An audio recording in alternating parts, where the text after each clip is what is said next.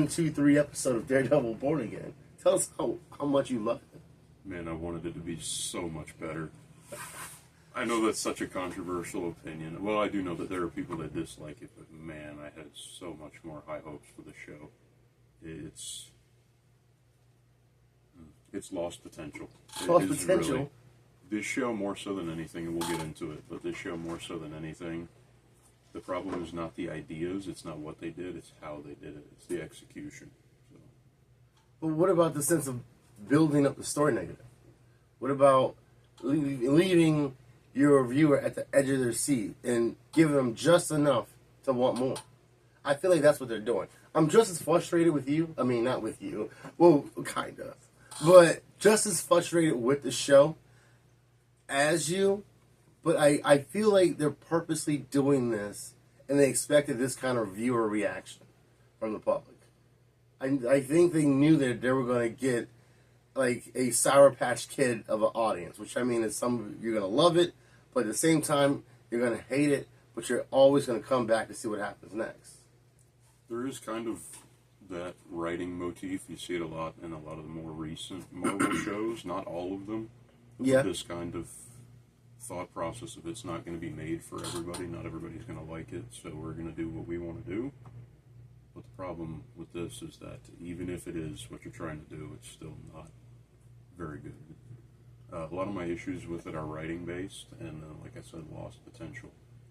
But one of the things, like I said, we'll get into later is a lot of the issues, even the stuff that you and I have talked about some of the more, I guess, the boring aspects of it. They're all ideas that could work, and in the comics, I'll bring up some of those stories that have worked. So it's not a matter of, these things are too boring to work. It's the way that it was implemented, the way that it was done. So. Well, when are we going to get into it? Let's get into it right now. All right, go ahead. Let's talk about the first episode.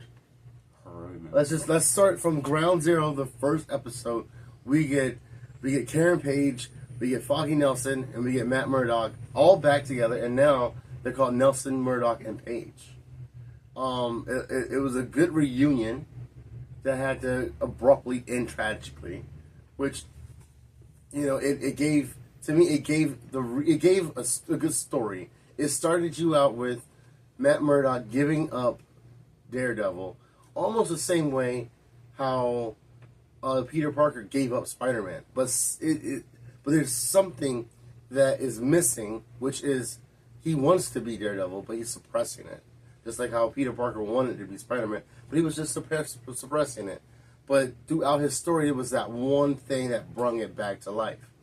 I feel like that's the similar writing that we're getting with this version of Daredevil. And it's leaving a bad taste in a lot of people's mouth because of how it's done. Not why it's happening, but the execution of it. Would you agree to that? Absolutely. I do see a lot of people that are upset about, Foggy being shot. I mean, they got him in there and up out of there in less than 15 minutes. So it's not the fact that he got shot. It's that intro 15 minutes is so rife with problems. And we can talk about, there are some possibilities that he might not be dead. Mm-hmm. But still, there's a lot of things. One of the big things for me is a lack of depth when it comes to his death and the reason why that leads into Matt deciding to quit. Namely that Matt didn't do anything wrong, and there was nothing that Matt could have done differently. So the scene where that plays out is Foggy, he leaves the bar where they're celebrating Cherry's retirement. And so he leaves the bar and he's talking to a client on the phone that he has kept secret from Matt, and he's keeping this guy's name's Benny. He's keeping him in his apartment while he has people actively looking for him. So he already knew that he was playing a dangerous game. And when Matt inquires as to why you would do that, now that we know that Benny's in trouble, but why would you do that? Why would you keep that from me? That's a big deal. Foggy says, I didn't want to give you an excuse to be Daredevil again. Yeah. The problem with that is that this is essentially Daredevil Season 4. Mm-hmm. The show did canonize the previous Netflix shows, and that's not in character for Foggy. I would almost call that character assassination. I would disagree with that. Like, the first season 1, 2, and 3, Foggy Nelson left the law firm because of it. Like, he never wanted Matt Murdock to be Daredevil. He actually always poked and jabbed at him whenever, he brung up the topic so much. Matt Murdock told him straight up, "Hey man, this is who I am. Stop bothering me about it. You don't want to hang out with me." Not so many words, but if you don't want to chill with me, then move on. Kick rocks. I'm still going to do what I'm doing. And he said that in season 3. No, sorry, season 2. Yeah. And so what I'm talking about for that is season 3. I mean, by the end of season 3, that whole story was about after Matt got injured during the events of Defenders, he had this perfect opportunity to kind of play dead, to stay away from his friends, because he believed that he was responsible for all of these instances of them getting hurt. Yeah. And so he stays away from them, and then what he winds up finding is, with or without him, they're still going to get in trouble. Karen becomes, well, she was still a reporter. She goes to see Wilson Fisk in person, and she's taunting him to his face in a confined room.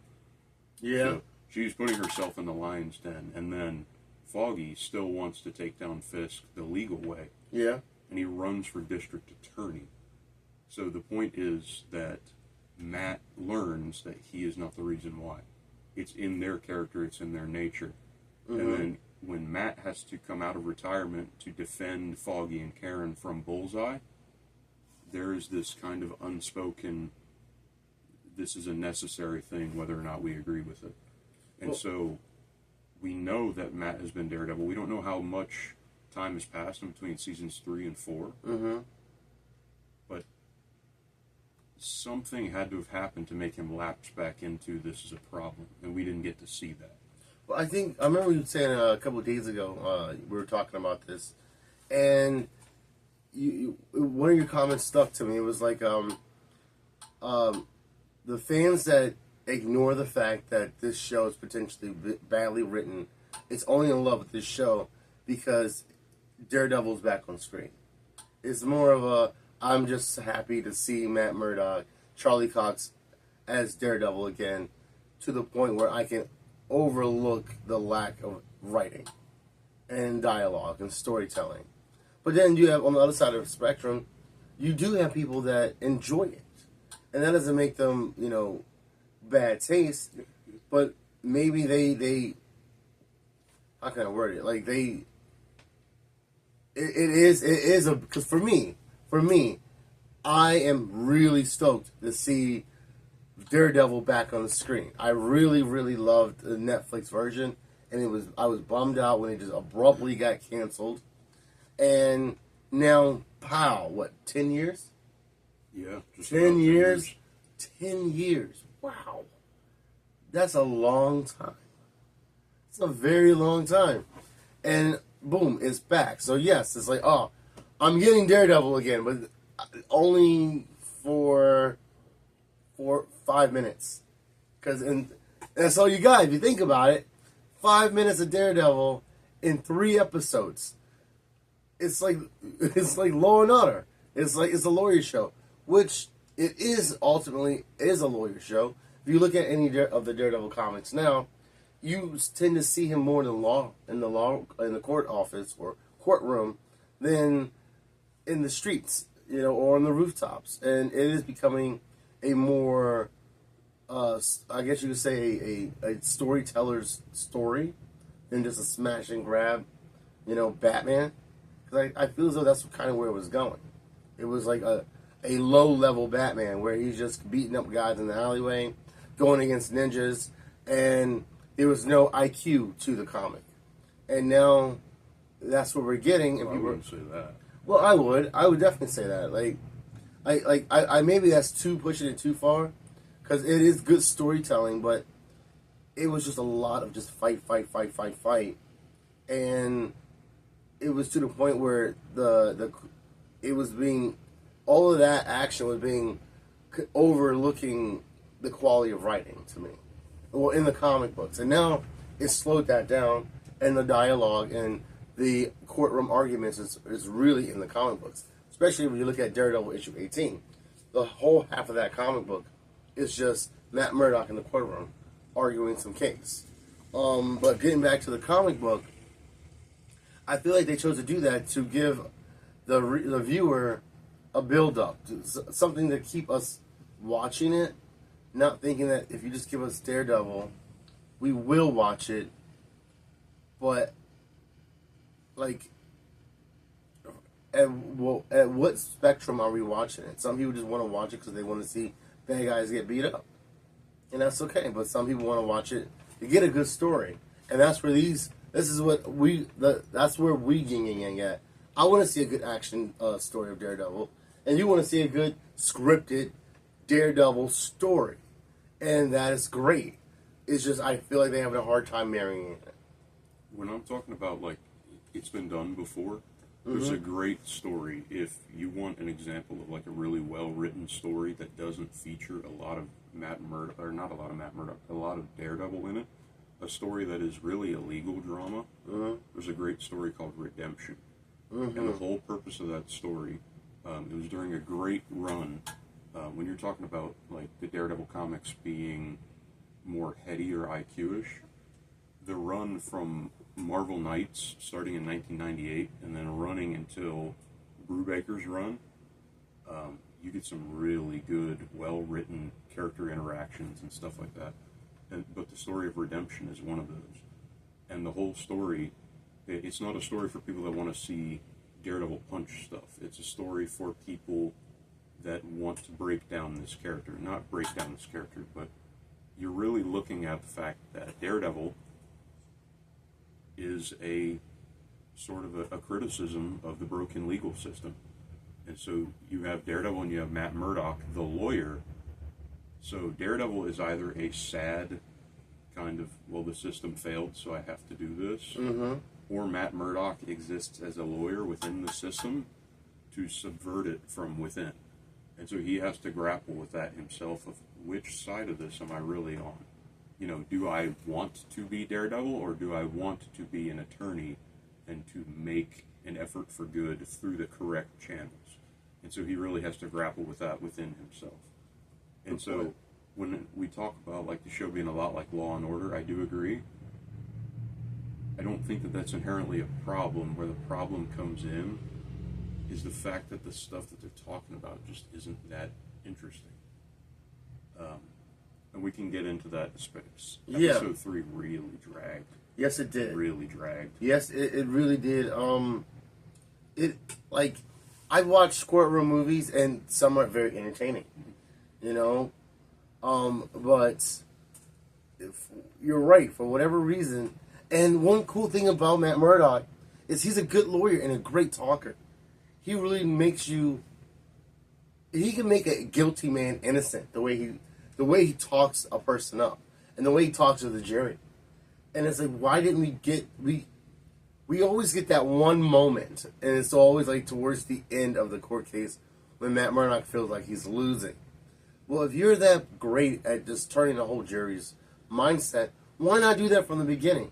Why not do that throughout and make it more entertaining instead of, once again, we got to have that loss to that final second of build-up, and this is what we've all been waiting for. And I feel like that's what the whole entire 3 episodes is. It's just drag. At the end, boom, we're going to give you something. And then we're going to give you episode 2 now.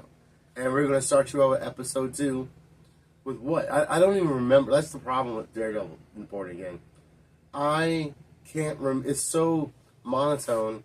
I can't really remember subtle details. So episode 2 started with the victory of Wilson Fisk, and we get what I will say. Oh, yeah. Yeah, you find out about the victory at the end of episode 1. Yeah. But you do get what I think is probably my favorite scene in the show, and it's the sit-down conversation between Fisk and Matt. Which is a complete rip-off of Heat. Yes. Which is a respectfully great scene. Yeah. But, that was a homage to Heat. And they did it very tastefully. My only gripe with it is that Matt walks away before the conversation's really over. They were getting into deep territory. And Fisk, when Matt goes to leave, he hits him with that one last line.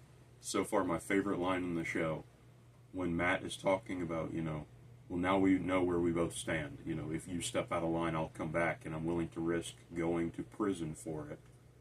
And so Fisk says something to the effect of, that's good. Work on that. I love to see someone who overcomes their nature. Yeah. It's just a subtle dig on the way out the door. It's like, don't let the door hit you on the way out, pretty much. That was a great scene. It really showed there what they're hiding. Like I feel like Fisk is very face value, and he knows he has a bad reputation, but he also knows that he has to look welcoming. But I feel like there was one scene in Daredevil episode 2 where they're trying. I feel like they're trying to make Daredevil into a Trump. I mean, not Daredevil. Excuse me, Fisk into a Trump, because there was this one scene where he was like, "Yes, we have to make New York," and he paused, and in my head I was like, "He's gonna say great again," but he said something so different. But it was like that little subtlety, and the suit that he's deciding to wear is the same suit that Donald Trump was wearing when he was president. And I checked that out. That's a fact. And they have the hats that say Fisk can fix it. Yeah, that too. The show's more subtle about its politics than some of the other ones that we've You seen think so so? far. I do think so. They're not out and out, in your face criticisms. I think it's going to get like that. I think it's going to be very in your face, because that's what's going to allow you to remind. That's what's going to remind you that Wilson Fisk is Kingpin. He is a bad guy, and for whatever reason, you root for him in ways. Like, I enjoy seeing Kingpin when he shows up. I'm like, oh, this is gonna be a great scene. But at the same time, he's not a good guy. I think he's a villain. Performance. Hmm? I think that's down to the performance. Really. Oh yeah, of course. But you got to remind yourself that he's not a good guy. Kind of like, I don't mean to go off topic, but in the show Penguin, you rooted for Penguin. You wanted him to succeed. You wanted him to excel. But then he did that one shady thing, and it was like, oh. Up until the last episode. You're a mother. Yeah, man. It's like, how could you do that? And that's good character writing. Because he's Kingpin. Because he's the Penguin. They're villains. And they're not like B or C class villains. They're A+ top tier super villains without powers, So they have to be brutal. And I love watching Wilson Fisk on screen, because you never know. He's like if you put a bulldog in a room, and he's like, who is he? What is he gonna do? Is he gonna attack this person? Is he gonna just sit over there in the corner? I can't predict him. He has no facial features. He just does it or he doesn't. And we get to see a good bit of how Fisk has changed. He did change after Echo, which I didn't particularly care for that much either. But when it comes to how he's changed, he definitely seemed a lot more mellow in terms of his approach to handling these things. He might actually go kidnap somebody before, but when he wanted the police commissioner to stay on his side, he just shows him a picture. Mm-hmm. And that's fine. The picture does come with a threat. It's a reference. I know where these people are. Yeah, that was an awesome scene, too. It was so underwhelming to me. Really? The reason why is because it was in his facial reaction. Like you were talking about him not having one. When he shows him the picture, when he's talking about the cheese, he's smiling. Yeah. And it takes the threat out of it. If someone said, I know where your family is, with a straight face, well, okay. If someone said, I know where your family is. Well, what I got out of that, I finally forgot about that. What I got out of that was he's trying to look respectful and friendly, but he really, have to. No, he doesn't have to. But he's a politician. He's not a kingpin now, so he has to put on that mask, and he's not dealing with some henchman or some underboss. He's dealing with the chief of police, which is ultimately a good guy, So he has to be like, oh yeah, You're gonna leave? Well, come here. I went to my favorite steakhouse in Philadelphia, and look So what I where is got. this going? Yeah. Yeah, and it was his wife and kids, or his niece and his nephew, or something like that. I think it's a woman that he's having an affair with, and their secret child. Yes. Yeah. And at the end of all that, well, he was like, "No, we're not giving the police raises. No, we're not giving overtime." And then, by the way, that steakhouse sucked. I was like, "Oh my goodness, that's that slither through the crack of a villain." And the whole time you're like, "Oh, he jumped out the whip and he got this the concrete refilled in. He's fixing the city. He sounds noble, but why ain't every other scene do you see bloody knuckles?" I just took You know what I mean? That's scarring. That's a reminder of where he came from. That's because fresh, he did man. murder. I didn't think that it was fresh because he's had that all throughout the Netflix show as well. Vanessa had an affair, Well, yeah. and I think she was like, "Please don't kill him," and he was like, "Oh, I promise." And I think he's holding him up somewhere and is using him as a human punching bag. He's keeping him alive, but I think he's just using him as a human punching bag. He's feeding him, he's giving him water, but he's in some dark room with a stool and a bucket, and every once in a while, he kind of just clicks that light He on gives him the 1-2. and he gives him a five piece, clicks it off, and then walks out. I always took it though just by how much they show him. Like they show him in episode 2, I believe it is, looking at his knuckles. Yeah, And I always took it that that's the permanent scar from him killing his own father. And so it's him reminding himself of where he came from. And a lot of that is to do with the title of episode 2. Like you were talking about, he needs to look good. The title of episode 2 is Optics. And it's talking a lot about his political campaign and stuff like that. There are problems with that. Namely, I don't know why anyone would vote for him in this world. You had made a really good point about this. In the comics, it was better. We see that Kingpin has more of an arm over other criminals. He has influence over them, where even if the people of New York are like, "I don't like that guy," he can still create order where there was chaos because he has such a reach over these people. But with this, he's not shown to have that. He's been stripped of that power. He's been in a coma since the events of Echo, where he got shot in the face. Oh, that was another good scene. He was like, "Yeah, I had a mentor." And he was like, "Yeah, I heard she shot you in the face." And then he laughs. He was like, "Ha, ha, ha, kids." And Matt laughs at it too. Like the show just doesn't take Echo seriously. No, they do not. But it was a good show. Well, no. It was two good scenes. The bowling alley scene and the Daredevil scene. Because it was just cool to see two handicapped people fighting, but noticing that they are handicapped and trying to use their handicaps as their weaknesses, but really their handicaps are their strengths. Not to get off topic, I know we're talking about Daredevil, but my problem with that is Daredevil does fight dirty. Yeah, he does. He doesn't fight to kill, but he does fight dirty. To hurt. He would have heard her metal leg, and he almost certainly would have kicked it to take it out. I think he tried that. Oh yeah, you're right. He did try it. It's just like That Echo. show's been memory hold for me. Well, Echo is not a like. All right, I feel like not trying to get off topic as well. We'll get back on it, but Echo is a respectable character in her show. And a cool character in the comics. I was highly disappointed in that last year. Daredevil and Echo came out. Oh, that's not what I'm talking about. That's what I'm. It was horrible. It was horrible. Everything from the storyline was bad to the artwork was bad. I was so excited because it's around when Echo did come out, and I was like, okay, well, there's rumor that Daredevil's going to be in the show. Maybe this is kind of going along that guideline of the story.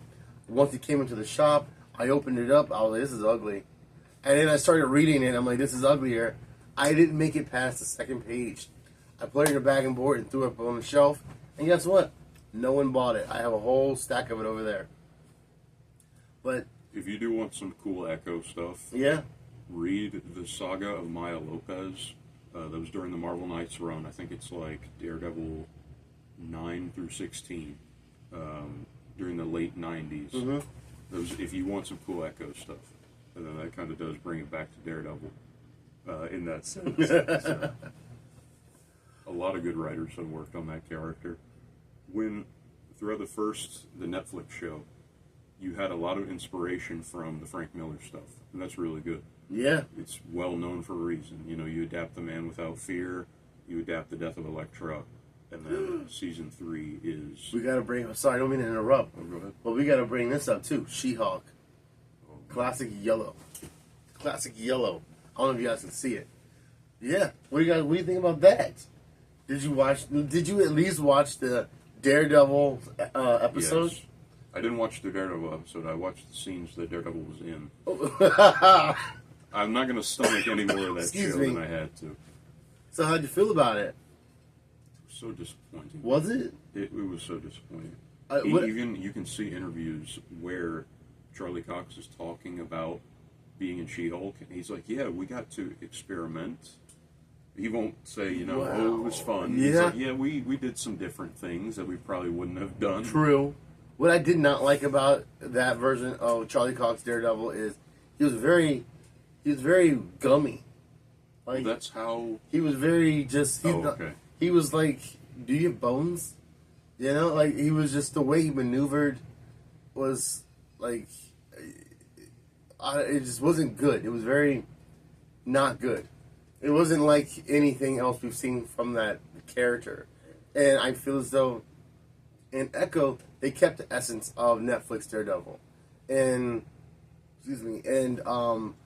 She-Hulk, it was almost like, here is a Fortnite version of Daredevil. And he has no bones, but here's a vessel, and hopefully you'll like it. And that's down to the CGI, and Yeah. Daredevil Born Again does have some CGI problems. what do you think? I'm glad that we get to see him be more acrobatic, Yeah, man. but you can tell that there's trouble with the CGI. Whenever there is trouble with CGI, what a lot of movies and TV shows will do is they will darken the scene, or they will put something in front of it to obscure it so that you can't tell that it's as bad as it really is. And when you see Daredevil swinging through the city in Born Again, and it's like, I had to turn up the brightness on my TV. Nobody touches the brightness setting on your TV. You just basically said the entire fight scene between him and Bullseye sucked. That's exactly what you said without saying. I'll commit to that, yeah. It would have been cool if we could have seen what we were being shown. You wanted the hallway scene. Yeah. Yeah, that's what you... Or the jailhouse scene. Yes. No? You didn't want Good the... choreographed fights where you can actually see what's happening. Yeah. You can still have visual elements and stuff like that. You can have, the light. Daredevil throws his... Or, no, he doesn't throw it. He blocks Bullseye. Bullseye throws a knife, and it cuts out the light. Dude, he was doing so many things. Oh my goodness. I want to call Daredevil's stick the baton of truth and justice. Yeah. Right? That's it. I can kind of see that. Doesn't I don't think I think it sounds corny, but No, that does work, though. It does work. The lady that stands on top of the Justice Building with the blindfold. Yeah. Truth and Justice Yeah. on the scales. truth and justice. No? Hey, I don't It's mind Disney it. Plus. I bet you. No, it won't happen. It won't happen. You would random. I think it would be corny to do it. It'd be like, like only certain people will go, haha, that was funny. Everyone else will be like, what is this crap? Blah, blah, blah, blah. You know how people can be. Look how we are, But, I feel a little more justified in it. My point saying that, though, was for the Netflix shows, you had the adaptation of the Frank Miller stuff. And then when you're doing this, there are still more Frank Miller comics you can adapt. But if you wanted to go a different direction, there are so many other stories that you could have adapted. The Bendis and Malieve stuff, where you could have... I just thought about this. If you're going to have Fisk become mayor, and he's not the kingpin anymore, there's a storyline called King of Hell's Kitchen, where during a power vacuum, Matt steps up as Daredevil and essentially becomes the kingpin of Hell's Kitchen.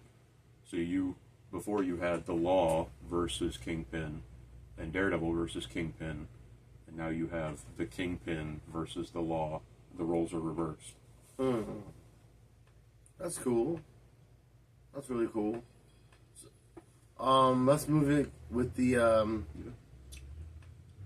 Punisher. I had to wear it. Punisher. Yeah.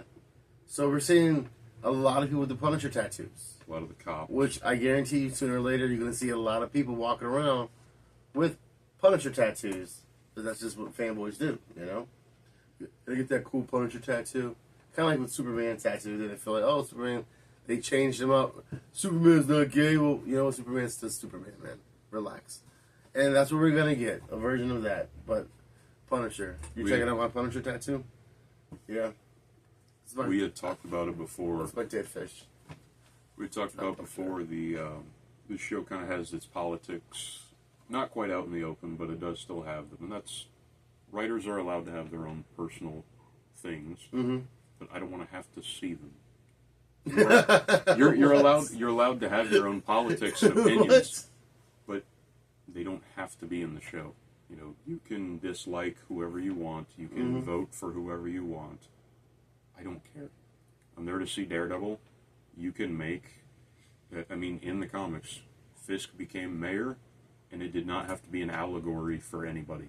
There didn't have to be, you know, this is supposed to be representative of so-and-so, and I don't like so-and-so. When I'm talking about the politics and the Punisher stuff, it's a well-understood thing. The Punisher symbol, you see it on the back of trucks, you see it with the thin blue line, you see it with all that kind of stuff. It's very much considered a conservative symbol. Yeah. And that's why in the comics they tried to get rid of it, tried to change it, make him... Oh my goodness. That was the worst thing. They made him thing. unreadable as a character. When he was fighting for the hand, he had swords. They took his guns away from him. Gave him like a horn here, horn there, and that was horrible. But that was a good storyline from Daredevil. Oh man, that was a very good storyline. I can't read it for that reason. Because they changed the Punisher. That was the storyline where he beat the crap out of U.S. Agent. Oh man. Yeah. Yeah, it was a good. That was the storyline where he fought against Daredevil. Punisher fought against Daredevil, and I don't remember if because it flip flopped between Punisher Warzone, the new one.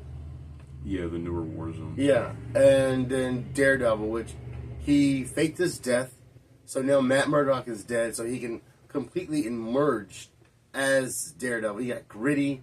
He grew a beard, and he ruled the hand. Yeah, and he drowned Punisher in a mud puddle.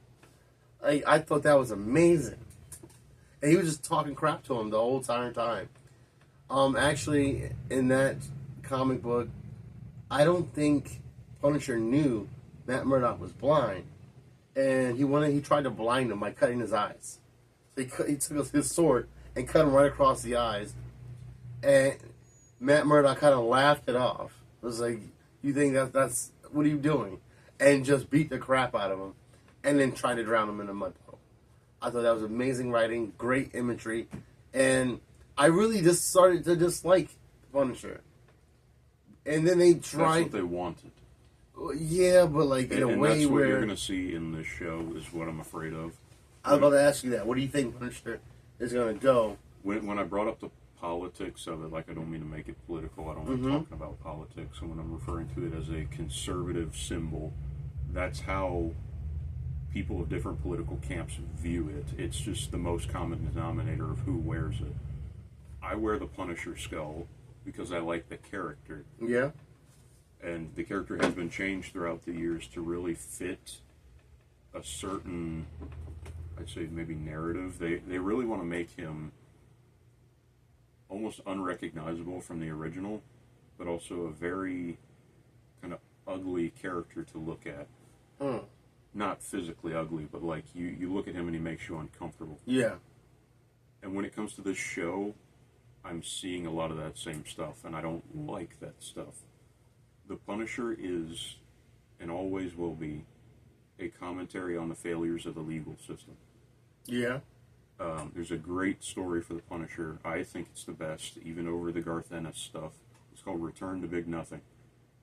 And the end of the story has Frank complete his mission, and he says, "People will laugh at the law, but they won't laugh at me." And so the whole point of it is that he can be the black sheep that nobody else has to be. And so when people are wearing the Punisher skull, he doesn't want them to wear it because that's saying that the system has failed. If everybody is wearing this, then everybody's recognizing that the system's failed. And cops shouldn't be wearing it, not because it's a symbol for whoever, but cops shouldn't be wearing it because the system, they should have enough faith in the system that they work for. The system should be good enough that they shouldn't have to protest it like that. And so, regardless of political beliefs, it's a question of justice and who gets to deal out justice. There's a lot of, like, Frank is often referred to in the comics as a cowboy who's out of his time. The frontier justice. Yeah. And so when you're getting these modern comics interpretations, and that seems to be what they're bringing into the show, you're going to have a moment from the 2018 Punisher comics where he's saying, don't wear the skull. If you want somebody to look up to, look at Captain America. Leave me alone. What I think they should do when they finally introduce the Punisher, I think the safest thing that Disney Plus can do with the Punisher is he got blipped away. He was gone for what, 10 years? 5 years? 5 years? That's how long the blip was? It was for 5 years, yeah. I think the best thing they can do is say he got blipped away. Because they're going to try to give you some bridge between the last Punisher movie show that we saw and then now. And the last time we saw him, he was wearing that classic jacket. He went into a plane hangar, and it was like, do you want to dance with me? And that was great. And if they try to write something that he was doing between now and then, I think they're going to screw it up. I think they're going to hurt it. We come to a problem with that. I can't believe I remember that. We come to a problem with that, and that is the fundamental difference in the maturity level between the Netflix show and the Disney Plus. Yeah. Disney Plus, they added the settings so you can do the TVMA stuff so that you can have the rated R television on there. But they won't touch with a 10-foot pole some of the Punisher stories. Yeah. You can have him be not in the United States during that time. There are things that you can have him do. But it also comes down to this interpretation of the Punisher. Another super controversial opinion, I don't like John Bernthal's version of the Punisher. I like him as the Punisher, but he yells all the time. He does not have the focus and the knowledge. Not Daredevil. Wait. You talking about this Punisher? Yes. The actor? Yes. You sure you don't like it? I like the actor. I don't like the version of the character that he's portraying, where he's much more of a savage. Frank in the comics is... What is wrong with him?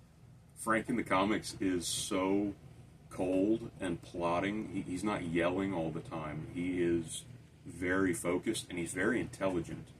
He gets Microchip's help for tech-related stuff, but he's able to do a lot of the planning on his own. I see that. And it's You're to right. the point where it makes, even in the comics, his most ardent critics have to come to terms with the fact that this guy is super smart, and he's only choosing to go after criminals. So that must say something about his character, because if he wanted to, with his knowledge and his planning and his skills, he could be a monster for whatever he wanted to do. Well, right now we don't have the Punisher in the show. Right. I'm hoping when they do invite him into the show that they're very careful. I hope they really thought it through about how they choose to reintroduce him into this MCU world and what he was doing between 10 years ago to 10 years from then. But White Tiger. And so just to clarify, because I have seen some confusion about this online, the person that we see at the end of episode 3 is not the Punisher. Is not the Punisher. That is somebody LARPing as the Punisher. I'm not wearing hockey pads. I did think about that too, Right? Because you can see the box weave Yeah, on right? the chest plate there, and I was like, "Oh, that looks like the one from The Dark Knight." Oh my goodness. What makes you so special? Not wearing hockey pads. Oh, that's awesome. Best line. Christian Bale's Batman fucking sucks. Excuse my language. Was completely bad. But that was the You're best gonna line. hang on to that. Oh yeah, hold on. You give Both me hands. you give me trash. Hold hands. for Both saying that hands. John Bernthal, the Yeah, actor, a is little bit. fine, but that version of the Punisher isn't. But you're gonna take that stance, even Dark Oh Knight. man. Yeah, it was Even garbage. Dark Knight. All of it. Heath Ledger's Joker. No, okay. Yes, he was good. Even the Harvey Dent was amazing. Why did they kill him off so soon? Okay, so you're talking about Christian Bale's version Batman. of Batman. He was too small, and they were like, "Oh, but he got big." And the suit was so tight. He looked like Robert Pattinson's. Robert Pattinson's Batman in the suit was bigger than Christian Bale's Batman in the suit. Out of the suit, when they showed him work out, he did get bigger. Robert Pattinson, Twilight, he's skinny, he can't gain weight. But then again, he chose to not to do that. Excuse me. Sorry about that, guys. Just getting over a cold. But he's just not my Batman. And I grew up to it. I was just like, man. He's gonna defend this, but give me trash for mine. Oh man, yeah, I am.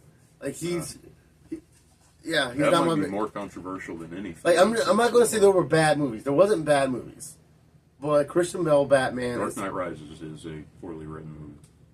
I will give you that one. It's just he's not my Batman. Like Ben Affleck, that's my Batman. Ben Affleck, big Frank Miller, big Batman. Yeah. My girl calls him Thick Boy Bat. Yep, that's my Batman. And then Robert You Pattinson. like what is that? Batman versus Superman, Murder Man versus Captain Hypocrite. Yes. You like that movie? Why do you know that name? Yeah. No. I enjoyed it. I really did. What about Ben Affleck as Daredevil? No, he was too big. He was just a red Batman. The Yeah. director's cut of that movie is actually kind of enjoyable. The record? Like the soundtrack? The director's cut for I heard it was. Daredevil, the 2003 is not. That Yeah, I heard it was. Yeah. But White Tiger.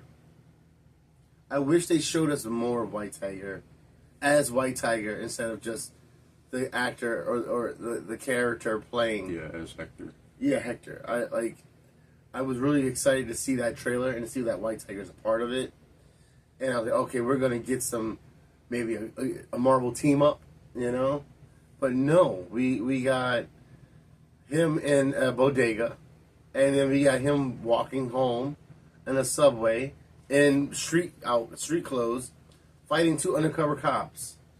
You know, it's like, excuse me, it's like, why couldn't we get?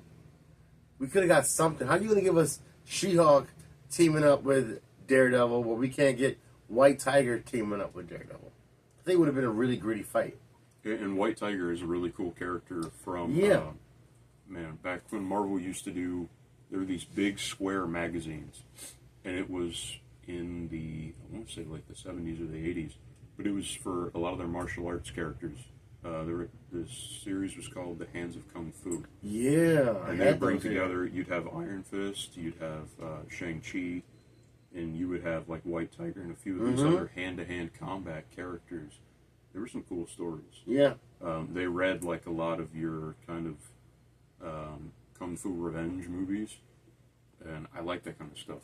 Mm-hmm. And so to see him in the show, like when I saw him in the trailer, I was excited. And then in one of the trailers, there's a brief scene where you can see White Tiger fighting alongside Daredevil, but now we know that it's not the actual White Tiger, it's going to be his niece, which I did know his niece replaced him in the comics. Mm-hmm. You see that, I think it was in Ultimate Spider-Man, Yeah. where she fought alongside Spider-Man. I don't have a problem with them killing him, but we didn't get to spend enough time with him. And I mean, there's a Shang-Chi 2 movie in the works. You could have done a Hands of Kung Fu. We already know that Iron Fist is going to be in it. I hope that it's Danny. I hope that it's not Colleen Wing. But when I'm talking about like lost potential, man, I would love a TV show for like the Daughters of the Dragon, That or would be like cool. a Misty Knight, like a Heroes for Hire, but like Misty Knight, Colleen Wing, Mm-hmm. bringing all these people together. These are shows that people would want to see, and I think that there are so many people that just know the MCU, like the movies and the shows, where the comics to them, they've been told that, well, there's over 100 years of comics. You can't just start anywhere. And for me, my big push, whenever I try to talk to people about it, my thing is I want people to learn about these stories that they're missing out on. Yeah. It's not so that they dislike the MCU and what they're doing, but there's some really cool stuff out there. Comics are really niche. Yeah. But man, if people knew about some of the cool stuff that they could read in the pages of it, I like to call those stories, those are the back alley stories in the comic book world. Even if you want to just keep it in Marvel, like you have the Human Fly, you have Cannonball, you have all of these characters that had good story, but they wasn't favorites. Mm-hmm. And all of these characters, they intertwine with other characters. Like Cannonball, he was fighting the Hulk, and then he was with the Fantastic Four, and then he was able to leave planet Earth and go to Sentry and Gladiator, and come back to Earth, and it connected all of those other characters together through one character, and then they just dispose of him because his features in his comic book were more popular than the main star of the comic book. So like, well, why write about this character when we can write about multiple different characters? Well, because he's the glue. Mm-hmm. That's why. Same thing with Human Fly, or Human Fly. He was one of those low-level heroes that would have been a very good storyline to be in Spider-Man and in Daredevil and Moon Knights, in those storylines. But he wasn't a fan favorite. He was one of those characters that was the plus one. I mean, the B-lister in his own comic book, because he wasn't carrying the same weight that he was in his counterparts. Well, why not? Like people, comic book readers, they want to jump on the bandwagon of Wolverine's, Spider-Man's, X-Men's, but the characters that they interact with, those characters are good stories, and it's a shame that they don't really write for them now. But if you go back and look in if you can find comics from the 70s and 80s, that's when I personally believe that's when the writing was at its top tier. And we wasn't focused on good visuals. We were focusing on good storytelling. And if you want to get the best of both worlds, there's some stuff that's still attainable from the early 2000s that is really good. Marvel was going through a revival at the time. They'd just gotten out of bankruptcy. And so they relaunched a whole bunch of their stuff. I've already talked about the Marvel Knights a little bit. Daredevil had a Marvel Knights that was really, really good. Started off with Guardian Devil. Continued on for several years. Just really good stuff. Black Panther had a really good run by Christopher Priest. My favorite Marvel Knights was Sue Storm left Reed Richards and was married to Namor. That was honestly, I would say, the only Marvel Knights comic that I actually remember. It was one of my favorites. That's why. There's a lot of memorable moments. It was a good artwork. It was really noir, grim, and the writing was really good. Yeah. Really good. And so in that, when I'm talking about like the lost potential, I understand that there's only so much that they can do.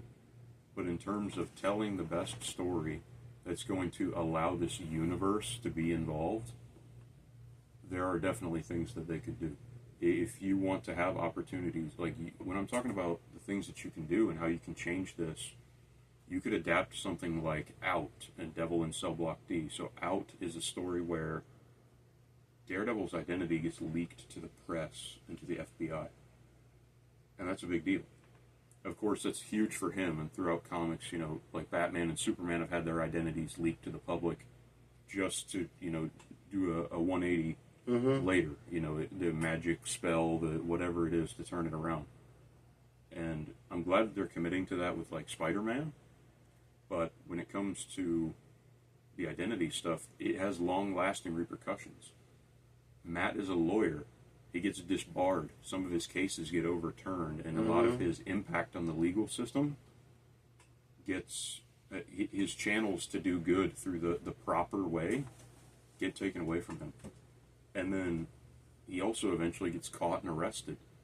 And I'm thinking about that story where he gets put into prison. It's a hair of a spoiler. It's called Devil in Cell Block D. Ooh. He gets arrested. That's when he turns himself in? He gets caught. He gets arrested. He goes to Rikers Island, and a corrupt member of the FBI bribes the warden to house him with his rogues gallery. Is that so he's in the lion's den? Is that the issue where he's wearing his Daredevil suit under his suit? Like he has a 3-piece suit, but he's wearing like his Daredevil suit under it, and he has the helmet on with the suit on. And then when he goes to jail, he's wearing a jumpsuit, but he still has a bandana. No, when he was in prison for that, he was just normal Matt. I do know what you're talking about, though. I remember. I think that was from Zdarsky's run. Yeah. Which is one of the best writers in the world. Just saying. He should have missed. But my point with that is you could have that story, and like I'm saying, this is a hair of a spoiler. Punisher does get involved, so you can still have your Punisher show up. Iron Fist gets involved, so you could bring in him, and then with Iron Fist, you could branch out. You could have these martial arts characters. You could do stuff. You could have more ground level things, more opportunities for more characters to get involved, more storytelling potential, and that's really all I want.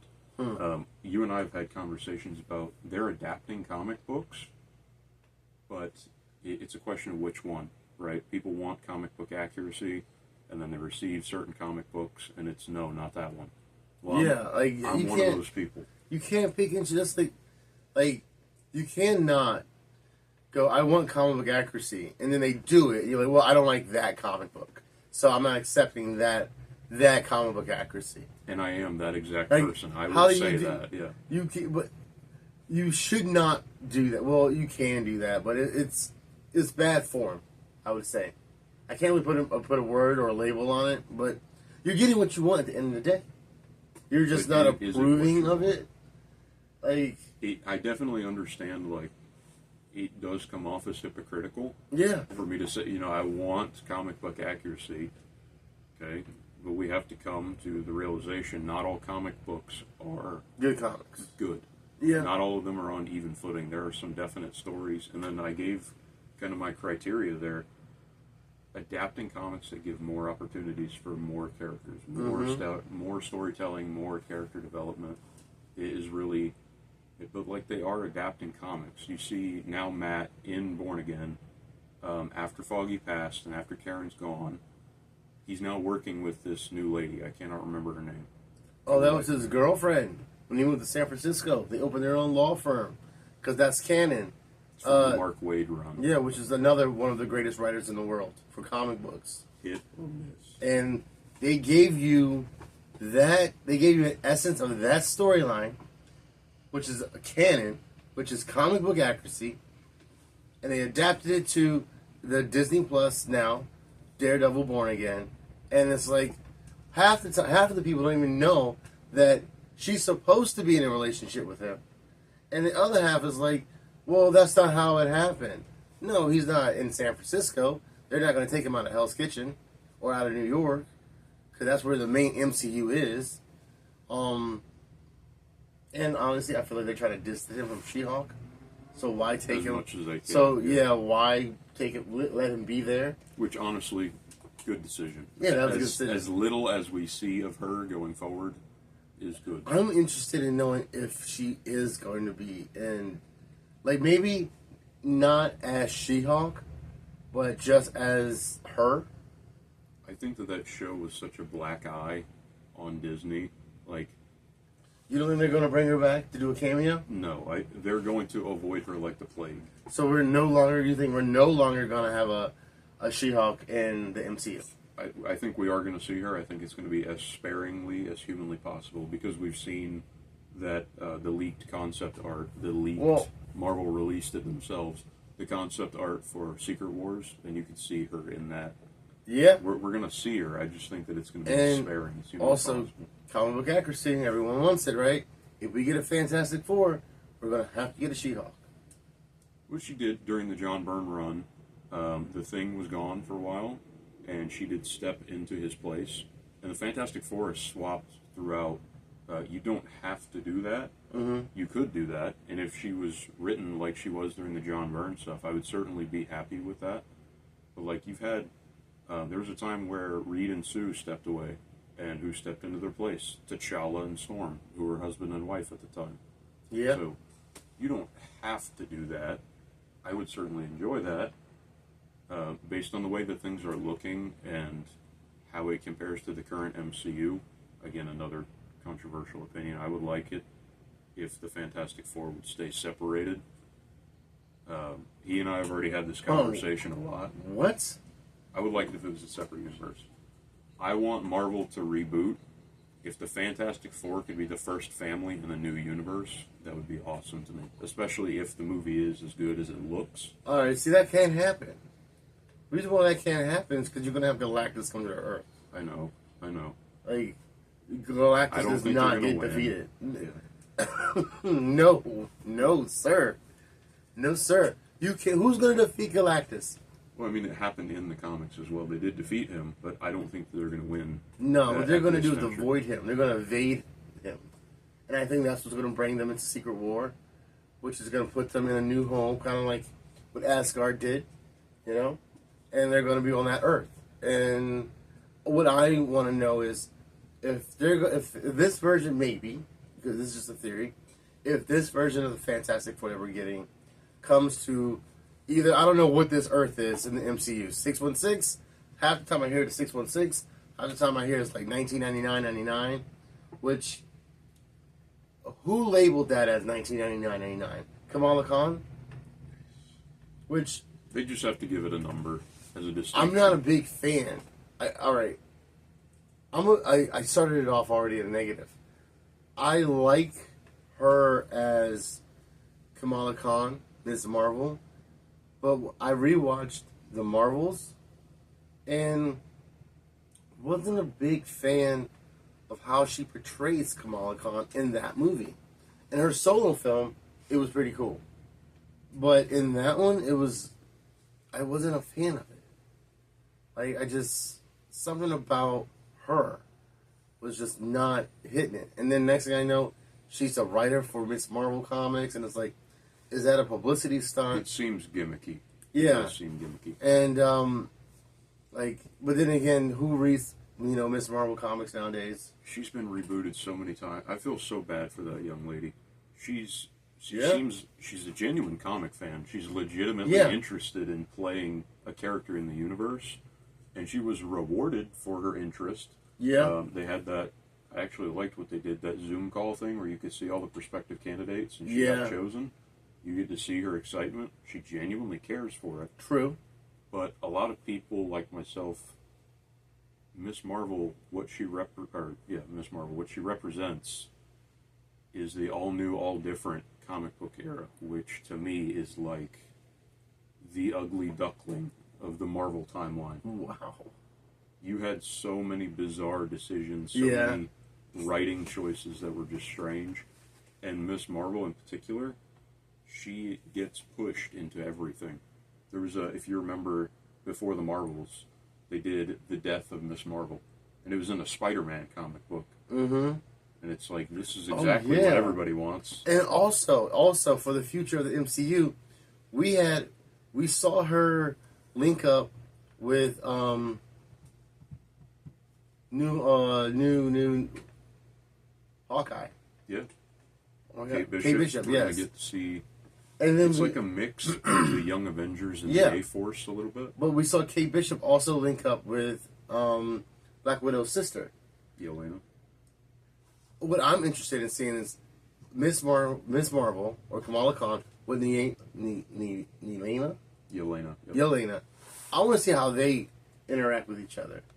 I feel like her personality would not mesh with the other, women or young women of the MCU. They have more of a dark side and also more of a mature side, where she is this bubbly little girl. At least that's how she portrays that character. It would be nice to see her again if she matured up a little bit and wasn't so like fanboy or fangirled, you know, and was like, all right, I'm a superhero, I have a mission, and this is it. But she's never had tragedy. She's never had loss. Like, she never had her parents end up being bad guys, or her dad die, or lost literally her whole family. You know, she's been in this. She's very isolated and pampered. Yeah, Kate Bishop. Her mom's a villain. Her dad died. Black Widow's sister. Her whole family was a lie, and then she was forced into basically child labor. You know, to be a killer. And then now you got Kamala Khan, which is, you know, she's in this wholesome house that is very sheltered. Her mom doesn't even let her stay out late, and she has to watch cartoons, and she can't watch anything else other than that. And her way her stories or movies are written, as she's narrating, you see cartoons, because she's drawing out her ideas. How are you gonna put that type of personality with these type of people and have it mix? And it doesn't have to, and that's where you're going to get some of your nice character moments. Like, one of the best parts about the first Avengers movie is them butting heads all the time. And I'm sorry we're getting off topic, but you are in a comic book shop, and it's comic talk, you know? So I'm sorry, what were you saying? You're all good. That's where you get a lot of your interesting character moments. Like, you look at the first Avengers, and you see them butting heads. It's just difference of personality. Mm-hmm. You know, Tony doesn't necessarily care about his own safety. And so, he's going to go up to the guy that he knows can turn into a big green rage monster and poke him with, the zapper. Yeah. Like, he just wants to with a taser. Just see what happened, man. And so you have the more straight-laced Captain America going against, butting up against the personality of Iron Man, who doesn't really care. Mm-hmm. You know, that's where you're going to get some interesting moments. But when it comes to the Young Avengers, I'm not a big fan of the Young Avengers. I prefer the Runaways over the Young Avengers. But when it comes to them, I feel like they're going to get along really well. I don't feel like you're going to have a lot of, conflict or personal drama. Mm-hmm. I feel like Kate and Kamala are going to get along really well. And then you're going to bring in, of course, we've already established Wiccan. We did see Isaiah Bradley's grandson. Mm-hmm. Grandson. And so he in the comics becomes Patriot. We've not heard anything about his son. He got cut out of New Captain America. He was supposed to be in that. Oh, yeah, he's going to have a dominant role in that. And they cut him out. Like, completely cut all of his scenes out. Patriot's actually a pretty cool character. Yeah, he was supposed... Him and the new... Falcon, excuse me. They were supposed to become a team. And they completely cut him out. Yeah. I would actually like that. They completely cut him out, and then they, when they reshot it, they made it so the new Falcon got really bad. He got really messed up. Half of his face is burnt off. I don't know if you saw the movie or not. I didn't see it. I'm okay with that. Yeah. It was not a bad movie. It was just action was really good. Special effects was really good, but you can tell it got chopped up over. It got minced up, and then they tried to blend it up and then flatten it out, and it was you can just tell it was super edited. For me, the hang-up is the same thing with Miss Marvel. Sam Wilson being Captain America was part of the all new, all different. The writing was not that good. And for all of the talk about, I see a lot of people defending it he was Captain America in the comics. For 31 issues, that is less than 3 years. They're still trying to push him now, but in terms of him having his own standing series on his own, it was less than 3 years. And one of the issues is an annual, so that means that it happened within the same year as one of those comic issues. It didn't take the place of one. So 30 individual issues and then one in the same year. What I've looked up and saw was Chris Evans didn't want to do it anymore. He was just getting to the point where, sorry. Oh my goodness. when you have a Marvel contract, you cannot take on any other movies. Not only that is you have to stay in prime shape because you never know when you're going to cameo in another movie. And on top of that, you can't have a personal life. You can't go out and you can't have a couple of drinks. You have to quit smoking cigarettes because you are now a Disney product. Children are going to look at you. Yeah. It's a very demanding contract. So you basically are owned by the big mouse, you know? The big cat. Yeah. And, you know, that's why a lot of characters or a lot of actors, they were like, no, I don't want that. I don't ever want to be a part of that. Or even there's some directors that got offered to direct certain movies. They're like, no, I don't want nothing to do with that. But, yeah, Chris Evans, he was like, all right, I'm good. I did my time, and I don't want to re-sign a contract. I do understand that there has to be a Captain America. And there was a story that Anthony Mackie told where he was asked, like, so when did you find out you were Captain America? He goes, well, you know, Chris Evans, he invited me over to his house, and we went down to his, we went down to this man cave, and it was super awesome. It was like relics of all of his shields and movie posters, and there was football helmets. Like, it was an ultimate man cave. And that's where he sits down and does all of his readings. And he was like, "Yo, check out the last few pages of the script."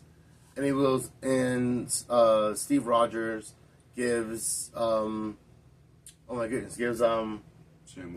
Wilson the shield and tells him he's the new captain. And it says it feels different. It doesn't feel like mine. And he looks up and goes, so you mean to tell me I'm the new Captain America? So it wasn't like he petitioned for this or even like wanted it. He was just like, yo, like I'm doing good work. I'm working for Marvel. I have a steady paycheck. And I just want to continue to play this character. And Marvel, Feige, and whoever was, you know, holding the scripts and writing the scripts, they were like, we're going to make this man, you know, the new Captain America. And so, a lot of people were like, well, the reason I'm telling that story is a lot of people were negative against Anthony Mackie for becoming Captain America, when really, you got to think about it from a human being perspective. He just wants a job at the end of the day. It was Marvel's decision. Yeah. It wasn't like Anthony Mackie went on set and stole the shield. No. He was just like, yo, I need to continue to work. You know? Like, so if that means I got to be Captain America, well, I'm an actor. I'm playing a character. That's all it is to him. It's an honor for him to be Captain America based off the way he looks and the society that that we're living in today. And obviously he likes comic books. So, he was like, yo, this is really cool. I get to be this character that really exists in the MCU. I'm not thinking, okay, well, there was only 30 episodes in 1980, or, you know, they're still trying to push stuff today. And not 1980. That was like 2018 when he was Cap. No, it's very recent. Very recent. Yeah, like within the last, I'd almost say 10 years. And he's playing Captain America. He looks good as Captain America. I do like the Falcon Captain America look. It's like a hybrid. I don't like the gimmick of he's an eagle and it's America, and it's like I feel like he should lose the wings altogether. I agree with that. But I understand he has no superhuman serum, so he needs as much. He basically needs an Iron Man suit or a vibranium Captain America suit, which he now has. Yeah. So I do understand I would want as much protection as I can. So if I had to make a choice, I would take the serum. But then again, we all know what happens when you take that super serum. It might not work for you, or it might work for you. It's all a chance, you know. The thing about the serum, and then with Sam, so the serum amplifies what's there. That's the way that it's always been in terms of the comics and stuff like that. So if you weren't a good person, you're going to be even worse. Yeah. So when people talk about, like, you know, part of the reason why people say I'm on the team that Bucky should have been Cap. If you want to talk about comic book accuracy, he was Cap before Sam. You can eventually make Sam Cap. but he really needs a good writer in his corner that can make that work. Because so far, at least for me, it has not worked. I've not read all of his comics where he was Cap, but it didn't work for me. I think Bucky's too dark to be a Cap. And that's the thing. So with the serum, like I said, it amplifies what was already there. When he was given the serum, he wasn't corrupted. Hydra had to go into his mind and to program him to make him into the Winter Soldier to do those things. So he was Captain America before he was the Winter Soldier, is what you're saying? I didn't know that. No, he wasn't. He was the Winter Soldier first, but my point is, when Hydra gave him the modified version of Erskine's formula, the one that Zola made, the modified version, it didn't corrupt him. It didn't turn him into a bad person. The mental programming is what made him do those evil things. So it's not like he's this evil guy. You know, he's just waiting to snap. No, he's a good person. And now in the MCU, he's had that removed from him. And I even would have been fine with them having him as the White Wolf. They talked about that a little bit. Yeah, that would have been cool. The White Wolf is a character from the Black Panther run during Marvel Knights. And he's Black Panther's adopted brother. He's a white guy. His parents were on a plane. They're business people, and their plane crashed into the shield of Wakanda. So Wakanda was disintegrated. Wakanda was indirectly responsible for murdering this little boy's family, and so King T'Chaka took him in and eventually adopted him as this kind of sorry. And then they couldn't have kids. T'Chaka and his wife, I cannot remember her name. Storm, right? No. So they couldn't have kids. This was before T'Challa was born. Oh. Yeah, so they couldn't have kids at the time, and so he became kind of the favorite to replace him as the Black Panther. That had never happened before. No outsider had ever been deemed worthy, but he went through the trials, and Bast actually deemed him worthy of becoming the Black Panther. Kind of sounds like Lion King. Yeah. I think it was like probably Scar and Mufasa. Yeah. And so he was actually deemed worthy, and he was going to become that. Yeah. And then T'Challa was born and snatched it right from him. Mufasa. And so he was very bitter about it. And oh my God. He was always trying to prove to his father that he was the better of the two to take the mantle. And so he was in charge of the Hatut Zarate, which is the Wakandan secret police. And he would go on missions outside Wakanda into the United States. And he was also in charge of all the business for Wakanda outside the United States. And so, like, if I had to one rewrite for the MCU, if I could only change one thing just for me personally, the Black Panther movie, you have the death of T'Chaka in Civil War. I would have introduced, instead of having Killmonger be the villain, I would have had White Tiger. He comes back from the United States to Wakanda. He wants to claim the throne. And then you have his very first outing, his very first movie, Black Panther has to prove himself as king against his brother. And so you have the personal tension, the drama there. And then you have, by the end of the movie, Black Panther has proven himself as a worthy king. So that was... okay. I like writing. I like writing. Yeah. Well, where do we go from here, man? We're way off topic. You want to jump back into Daredevil? Well, let's wrap it up. Let's wrap up some Daredevil and Easter eggs. What did we notice? Like those how we dissect. You know, this is the segment when we dissect the episode and we freeze frame it and we watch a scene over and over. And well, you got the Secret Life of Bucky Barnes. Sorry. The Secret Life of Foggy Nelson, and then you got the door number, which is actually the issue number. So the street that they are standing on when Foggy gets shot and killed, the number on the street. I thought it was 51st and something. I don't remember which one it is. That's Hell Kitchen. It's one of them. Whatever that street is for Josie's bar. Yeah, I thought that was the door number, kind of like 226. I think you might be right. Yeah? There's a number somewhere in the scene. Okay. And it corresponds to an issue of Daredevil comics, where, like you were talking about, the Secret Life of Foggy Nelson. And so, earlier, Foggy had died, And so this comic is, yeah, he actually faked his death. I don't really care for those kind of fake outs. And I think in the case of Daredevil Born Again, if Foggy did fake his death, that makes it a lot worse. Mm-hmm. Because that would mean that he would have hired Bullseye to do that. Number one, Bullseye's a psycho. Yeah, he is. And he almost shot Karen. Yeah, which he should have. If Daredevil did not swoop in, then he would have murdered Karen. Too. One of the things that I thought was really cool about that scene is when Karen was on the ground holding on to Foggy's chest, trying to stop the bleeding. Matt Murdock pushes Matt Murdock pushes Bullseye off of the roof. It was like a big smack. And I thought it was really cool that they showed how Karen reacted to that. Because she was almost like oh no, did I lose both of my dudes at the same time? Because she didn't know. Yeah. She didn't know. And she thought it was Matt Murdock. She seriously thought in her face, she was like, I lost my dudes at the same night. She would have had a mental breakdown if that was to happen. But what I don't get is he should have got rid of Karen, because that's how it happened in the comic book. But I feel as though, like, why not? Why not do that?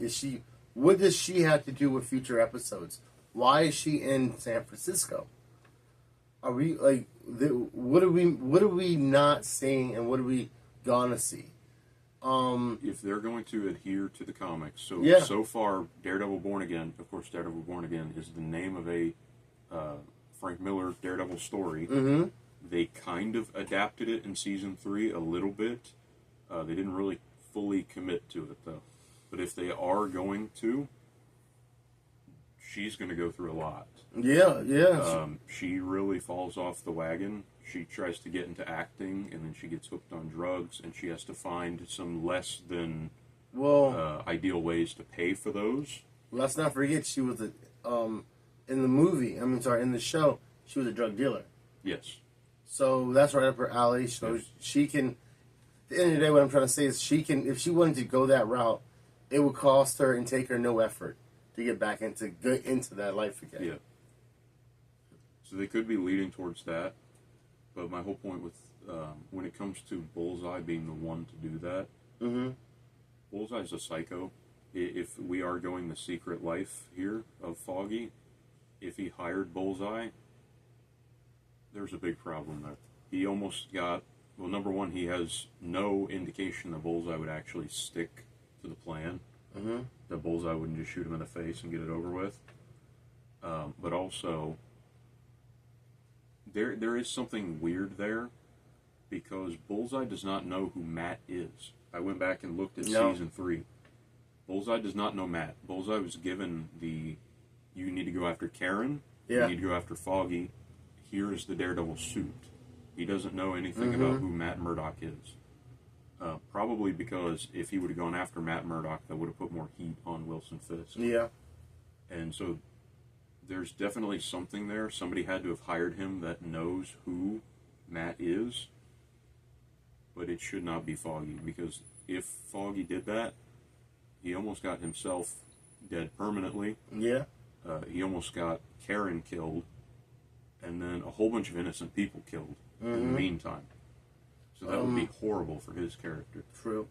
I really like they almost did like a homage to the Ben Affleck's Daredevil with Bullseye. When he comes to turn on the light bulb, he kills the fly with the paperclip.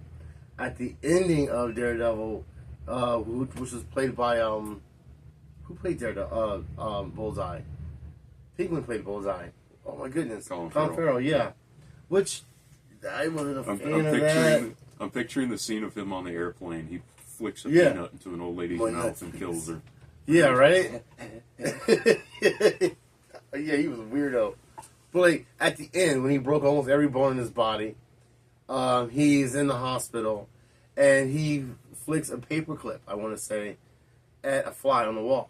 And then that's exactly how they opened up Bullseye in this new show, which I thought was cool. It was just a good way to go, like a good, not really connecting the two, but it almost made it his signature intro. Like, it's a nice reference. A paperclip fly. You know how precise you have to be to do that with a paperclip, anything with a fly. And it shows, I don't know, it just shows if you're a fan of the comics or the movies, it's just like, aha, remember this show? Or remember that movie? Or remember that comic book? Although if you're a fan of Daredevil, you might not want to remember the 2003 No. movie. True. Even though it is a nice reference. Yeah. When it comes to Bullseye, when I was looking back through season 3 of Daredevil in preparation for this, one of the things that I found is we actually kind of need to know how much time has passed between season 3 and this, because at the end of season 3... 10 years.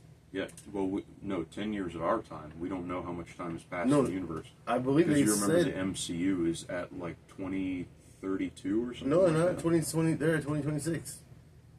They're a year They ahead of are us. different. Okay, so they are. But the reason why I say that is because Bullseye had his spine broken by Wilson Fisk. Yeah. He was paralyzed, and then we see a scene at the end of season 3 where the hand is doing surgery on him. So now he has some kind of hand magic, whatever it is, that's helping him stay together. But my point was, if it's not been a reason, like, you got to figure he was paralyzed. It takes people years to True. learn to walk again. So if Daredevil sees Bullseye again, and it's like, how are you up and walking around? How are you even functioning? That would, to me, prompt an investigation. And part of the problem with, you have the death of Foggy and then you have the 1 year later. Mm-hmm. That's some time where I would have liked to have seen what was going on. True. And it seems very out of character for me. Part of my writing complaint for it. Like, Matt would have investigated that. Even though he did almost kill Bullseye, which they chickened out of, I think that they should have committed to that. But when you have that, there's several things about that scene, but Matt would have investigated that, I feel like. Yeah. Why would Bullseye just go after specifically my friends and then all these random people? Obviously, the target was Foggy and possibly Karen, possibly even himself, but Bullseye wanted to get him away. There was a bit of a plot hole when I said earlier that Bullseye doesn't know who Matt is. The plan of the phone call related stuff, the phone call with Benny, was to draw Matt away from Karen and Foggy so that Bullseye could get to them to pull off the hit. So he knew that if he was there, he would have a fight. And so there is something there. It's either a plot hole or it has yet to be explained. We are only 3 episodes in, so I'm a little forgiving of it. But just in terms of it, there needs to be... I would like for them to make just a passing mention of how much time has actually passed. Yeah. Just so that we have some kind of understanding. Well, I know, I want to say this Tuesday night was a new episode of Daredevil. And I believe there's 9 episodes. There is. So we're So going to be... we're almost at the mid-season. Right, we're not quite halfway. We still have to get introduced to the Punisher. I think, so again, as we're recording this, the last episode was the death of White Tiger. You see the person wearing the Punisher kind of chest plate armor, whatever that is. I'm thinking that episode 4 is probably going to be our Punisher episode. Yeah. I think that there's going to be an investigation into the death of Hector. Might have a witness or something like that says that it's the Punisher. I think that this is part of... Fisk might be involved in this, trying to take out the Punisher once and for all. I'm really not sure where they're going with that. Because he's very much opposed to vigilantes, but we don't know how much he wants to use them to his benefit. Yeah. And so I'm thinking that once they find out the connection for the Punisher stuff, Matt has to go find the Punisher, the real Punisher. Yeah. I don't know. Well, I hope it wraps it. I hope it like well rounds the last 3 episodes, or at least it helps the viewers understand and be able to navigate through this new world of Daredevil.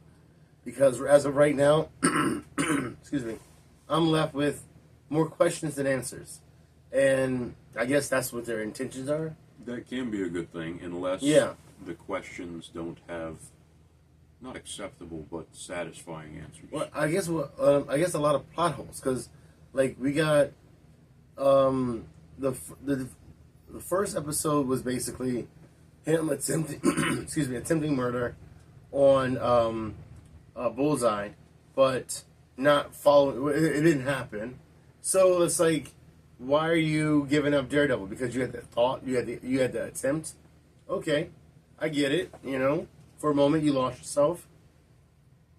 But then we have the trial of White Tiger, and then he learns that he's White Tiger, and Hector even said to him, like, we don't have a Daredevil anymore. The city is getting corrupt. There's murder everywhere. Crime is going up. Police aren't doing anything about it. If not, police are a part of it. And that is more than enough reason for Matt Murdock to go, you're right, I'm witnessing it as well. Obviously, I'm a lawyer, so I know more about it than you know about it. Not only that, I can hear it right outside my window. So, hopefully by episode 4, we get something of a Daredevil. And I feel as though we're going to get what we saw in the trailer, which was Matt Murdock in a suit with a red Scully on. And because he doesn't have a helmet anymore. One, his helmet broke, and two, he tossed it. I don't know where it went, but... Well, we do get that scene from the armory. Yeah. You see, like, you have the different Daredevil helmets. Yeah. So, we don't know whose those are. I doubt that Matt has kept an armory of his suits if he really wants to do away with Daredevil. Because that would be like, he's tempted to go back, so why would you keep that stuff within arm's reach? Well, I think he did. And I think the people who... Because they showed in She-Hulk, they showed him get all of his outfits. He got his yellow outfit from She-Hulk. And then I'm only assuming that he got the rest of his outfits for the She-Hulk show. The person who was making his helmet, I can't remember his name, but he's an actual... Melvin Potter was the guy that was making all this. Gladiator? Yes, he was an actual superhero. Or villain. Yeah. Was it Gladiator? Yeah. Which, that would have been cool to have that happen. He did get one fight scene in, a couple years back. But it would be cool to bring him back. And I hope he does not get a nanotech helmet. There's some rumors. Yeah. I really hope not. I like the physical costume. I don't want him to do this and this helmet breaks down. There's so much. Please don't do that. Like, it's such a simple thing, but there are so many Frank Miller comics where, like, he gets onto the roof, or, like, he's sitting on the gargoyle, and he slips off the helmet, and it's... Not the helmet, the mask. Uh-huh. And it's such a tangible, like, I'm holding this, like, this is who I am, this is what I've done, this is where I'm at. Yeah. It's a moment of clarity for him. Yes. And, I guess... We kind of went through episode 1, 2, and 3. And then we also had a big rant about comic books. And I think this is for our first show. Pretty well-rounded show, would you say? I would say. All right. Well, once again, this is Cody. I'm Rico. This is Reflection Comics. Or you can say, Comic Talk, I guess. Sure. And if you guys like it, hit the like button. If you guys dislike it, let us know. If you guys have any comments, don't hesitate. We take the good, bad, and the ugly. I want you to tell us how you feel about the show. And maybe even tell us what you guys want to hear about next time around. So again, I'm Rico, the main man Cody, and this is Comic Talk. Peace. Oh my goodness. Good stuff. I hope my phone lasted.